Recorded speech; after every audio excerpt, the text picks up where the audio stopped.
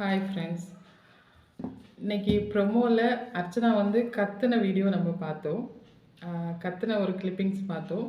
யாரும் பேசக்கூடாது, நான் மட்டும்தான் பேசுவேன் அப்படின்னு சொல்லியிருப்பா. நிறைய பேர் கீழே கூட எனக்கு கமெண்ட் பண்ணியிருந்தாங்க, ப்ரொமோவை பார்த்துட்டு பேசாதீங்க அப்படின்னு சொல்லியிருந்தாங்க. ப்ரொமோவில் அவள் எதுக்காக அப்படி பிஹேவ் பண்ணுனா அப்படின்னா, எல்லாருமே அவங்க அவங்க அவங்களுக்கு விடவும் நான் இப்போது அர்ச்சனாவை சொல்லிவிட்டு அர்ச்சனா விடவும் நான் பெட்டராக பண்ணியிருக்கேன் அப்படிங்கிறது தான் டாஸ்க்கு அப்படி சொல்லணும். நெக்ஸ்ட்டு நான் என்னுடைய ஸ்ட்ராட்டஜி படி நான் எப்படி நடந்திருக்கேன், நான் இவங்கள விடவும் நான் பெட்டராக இருந்திருக்கேன் அப்படிங்கிறது தான் டாஸ்க்கு. இதை எக்ஸ்பிளைன் பண்ணணும். எல்லாருமே எல்லாரை பற்றியும் சொன்னாங்க. ஆனால் அர்ச்சனாவை பற்றி எல்லாரும் ஒரே விதமாக தான் சொன்னாங்க. ஒரே பார்வை மட்டும்தான் இருந்தது. மாயா எல்லாருக்கும் ஒரே பார்வை தான் இருந்தது. யாருக்கும் டிஃப்ரெண்ட்டான ஒரு பார்வை யாரையும் பற்றியும் இல்லை.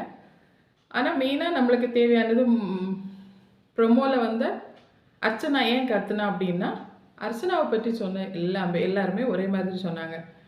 கேமராக்காக பண்ணுறா, நெக்ஸ்ட் வந்து நல்ல நோட்ஸ் எடுத்துகிட்டு வந்திருக்கா, நெக்ஸ்ட் வந்து ஒரு ஒரு ஒரு விஜய் சொன்ன ஒரு எக்ஸாம்பிள் எப்படின்னா, இப்போ ஒரு ஃப்ரெண்ட்ஸ் ஒரு குரூப் ஆஃப் ஃப்ரெண்ட்ஸ் இருக்காங்க அப்படின்னா, அந்த குரூப் ஆஃப் ஃப்ரெண்ட்ஸில் வந்து ஒருத்தர் அழுதுட்டு இருப்பாங்க.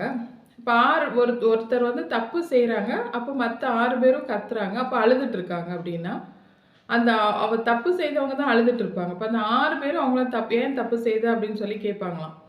அப்போது வெளியே யாராவது அந்த குரூப்பை வந்து வெளியே யாராவது வெளிப்பார்வையிலேருந்து பார்க்கும்போது அந்த பொண்ணு தான் தப்பு செய்திருப்பாளாம், ஆனால் 6 பேரையும் திட்டுவாங்களாம்.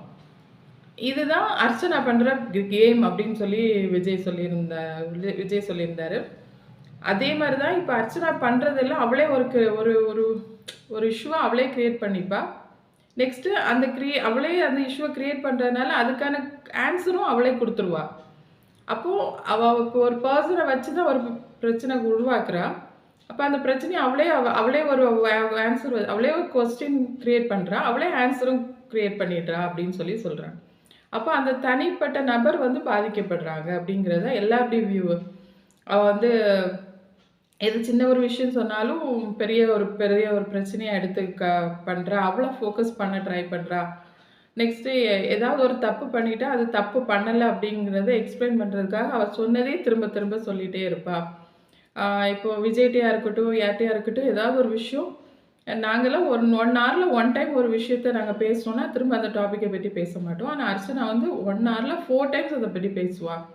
அது என்னென்னா நாங்கள் ஒன் டைம் பேசுகிறதுனால எங்களுடைய வியூ வந்து கேமராவில் ஸ்டோர் ஆக மாட்டேங்குது, போய் வெளியே வந்து ரீச் ஆக மாட்டேங்குது. ஆனால் அர்ச்சனா அது 1 ஹவரில் 4 டைம்ஸ் திரும்ப ரிப்பீட் பண்ண அது 1 டைமாவது போய் மக்களை ரீச் ஆகுது.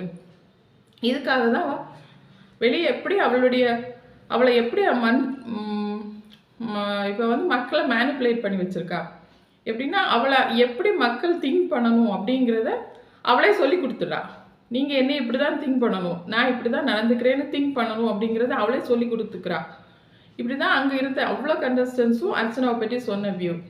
நெக்ஸ்ட் அர்ச்சனா இதெல்லாம் போய் கத்திட்டு நான் பேசணும்னு சொல்லும்போது நீ வந்து எதுக்காக அந்த ப்ரொமோவில் வந்து அவள் கத்துறான்னா, அவங்க வந்து இவ்வளோ இதுவும் எல்லா கண்டஸ்டன்ஸும் சொன்னதுக்கப்புறம் இவள் போய் எக்ஸ்பிளைன் பண்ண போகிறா. எதுக்காகனா, இதெல்லாம் நம்ம இப்போ மக்கள் மத்தியில் அது அவங்க வெளியே வந்துடுச்சு, இதுக்கெல்லாம் எக்ஸ்பிளைன் பண்ணி இதெல்லாம் நான் கிடையாது அப்படிங்கிறது அவள் எக்ஸ்பிளனேஷன் கொடுக்க ட்ரை பண்ணுறா. அப்போ அங்கே இருக்க யாருமே அதுக்கான வாய்ப்பு கொடுக்கல. என்னென்னா எல்லாரும் பற்றி சொல்லிடுறாங்க. அப்போ எங்களை பற்றியும் இப்போ மாயா பற்றி சொல்லியிருக்காங்க, தினேஷை பற்றி சொல்லியிருக்காங்க. ஆனால் நான் அதை அக்செப்ட் பண்ணிட்டு உட்கார்ந்துட்டு தான் இருக்க முடியும்.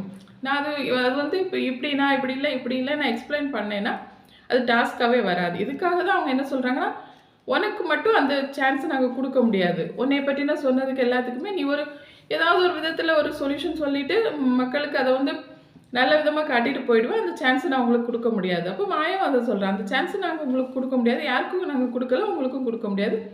டாஸ்கில் என்னமோ அதை சொல்லிவிட்டு உங்களுடைய வியூவை என்ன சொல்லிட்டு யாரை விடவும் நீங்கள் பெட்டராக ஒர்க் பண்ணிட்டு இருக்கீங்க அப்படிங்கிறத சொல்லிவிட்டு போங்கன்னு சொல்கிறாங்க. ஏதோ சொல்கிறா. ஏன்னா அவள் எதுவுமே பிளான் பண்ணலை. எல்லாரையும் வந்து கம்ப்ளைண்ட் பண்ணணும்னு கம்ப்ளைண்ட் பண்ணிகிட்டே இருப்பாள். அப்போ பிக் பாஸ் திரும்ப திரும்ப சொல்லுவாங்க, அர்ச்சனா நீங்கள் டாஸ்க்கை கிளியர் பண்ணுங்கள், டாஸ்க்கை கிளியர் பண்ணலன்னு 2 டைம்ஸ் சொல்லுவாங்க பிக் பாஸ்.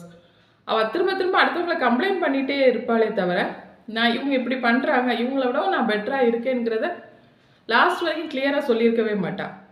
இப்படி தான் அவள் எல்லா கேம்லேயும் பண்ணுறா. இதுதான் தினேஷன் சொல்கிறாங்க, நீ தர்சனா நீ இப்படி தான் எல்லா டாஸ்க்லேயும் பண்ணுற. உன்னை பற்றி யாராவது ஒரு சின்னதாக ஒன்று சொன்னால் கூட அதை பெருசாக க்ரியேட் பண்ணி அதை வந்து மக்கள் மத்தியில் தப்பாக போயிடக்கூடாதுங்கிறதுக்காக நீ திரும்ப திரும்ப ரிப்பீட் பண்ணி சொல்லி நீ வந்து டாஸ்கையும் மற்றவங்கள கிளியராக விளையாட விட மாட்டேங்கிற. உன்னை பற்றி யாரோ சொன்னால் கூட பயமாக இருக்குது, அதனாலே சொல்ல முடியாத மாதிரி போயிடுது அப்படின்னு சொல்லி தினேஷ் சொல்கிறார். நெக்ஸ்ட் இந்த இஷ்யூ எல்லாம் முடிஞ்சிருச்சு. நான் சொன்னேன் தெரியுமா, விசித்ரா மேம் வெளியே போயிட்டாங்க, இனி இவளுக்கு யார் சப்போர்ட் இருக்க போகிறா, இவ அப்படி கத்துறாலே இப்படியெல்லாம் நடக்குது அப்படின்னு சொல்லி பார்ப்போம் அப்படின்னு சொல்லியிருந்தேன்ல. இப்போ அவளுக்கு சப்போர்ட்டு மாயாட்ட அவ்வளோ சொல்கிறா. அவள் எப்படி அவள் ஒரு கேமரா பார்த்து சொல்லணுமோ அது அவ்வளோ மாயாட்டையும் சொல்லிடுறா. நெக்ஸ்ட்டு வந்து என்னை வெளியே மெண்டல்னு சொல்லிட்டு இருக்காங்க. அந்த பேர் என்ன மெண்டலுங்கிற பேர் திரும்ப திரும்ப திரும்ப அது என்னை சுற்றி வருது, அது வரக்கூடாது, அதை நிறுத்தணும் அப்படின்னு சொல்லி புலம்புறா. யார்கிட்ட? மாயாட்ட. இப்போ ஆனால் மாயா கொஞ்சம் கூட முகம் சுளிக்கலை. அதில் மாயா ரொம்ப பெட்டர்னு சொல்லலாம். நல்லா அட்வைஸ் பண்ணுறா. நல்ல ஒரு விசித்ரா மேம் எப்படி அரவணைச்சாங்களோ அதே மாதிரி இப்போது மாயா அரவணைச்சிட்ருக்கா. ஆனால் அந்த எதுவும் நன்றி இல்லாமல் மாயாவே ஒரு கட்டத்தில் விட்டுட்டு போயிடுவாங்கிறது மாயாவுக்கு தெரியும். ஆனால் விசித்ரா மேம்க்கு தெரியாமல் இருந்துட்டாங்க. ஆனால் மாயாவுக்கு தெரியும். ஆனால் கரெக்டாக மாயா சேஃபாக இருந்துப்பா. இன்றைக்கான ப்ரமோவுக்கான லைவ் ரிவ்யூ இது தான்.